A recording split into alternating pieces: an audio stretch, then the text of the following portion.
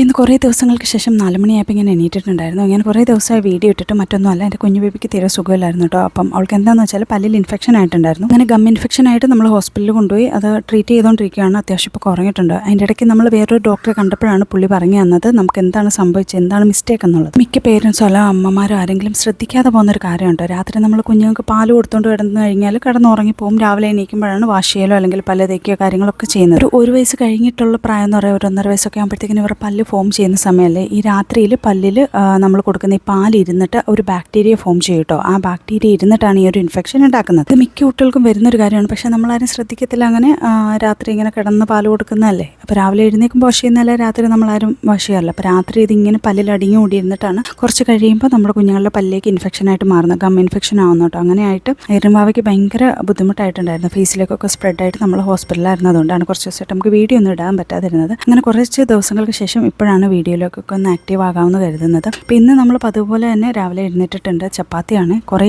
കാലങ്ങൾക്ക് ശേഷം, അതായത് പണ്ട് കൊച്ചിലെ അമ്മ ഉണ്ടാക്കി തന്നിട്ടുള്ളതാണ് ഈ ചപ്പാത്തി ആലു പറാത്ത. അതാണ് ഉണ്ടാക്കിയത്, പക്ഷെ സെറ്റായില്ല കേട്ടോ. അങ്ങനെ രാവിലെ കുറച്ച് ചപ്പാത്തിയും ആലു പറാത്തയും മുട്ടക്കറിയാണ് ഉണ്ടാക്കിയിരുന്നത്. ഞാൻ മുട്ടക്കറി മിക്കപ്പോഴും ഉണ്ടാക്കിയാലും റെഡിയാവാറില്ല. അപ്പോൾ അതുപോലെ തന്നെ ഇന്ന് റെഡി ആയിട്ടില്ല. അങ്ങനെ കുറച്ച് നട്ട്സും ബെറീസും ഞാൻ സ്നാക്സ് ആയിട്ട് വെച്ചിട്ടുണ്ട്. അപ്പോൾ വീഡിയോ ഇഷ്ടപ്പെട്ട സപ്പോർട്ട് ചെയ്യുക. കുട്ടികളെ എല്ലാവരും ശ്രദ്ധിക്കുക കേട്ടോ. അപ്പോൾ അത്രയേ ഉള്ളൂ. ടാറ്റാ.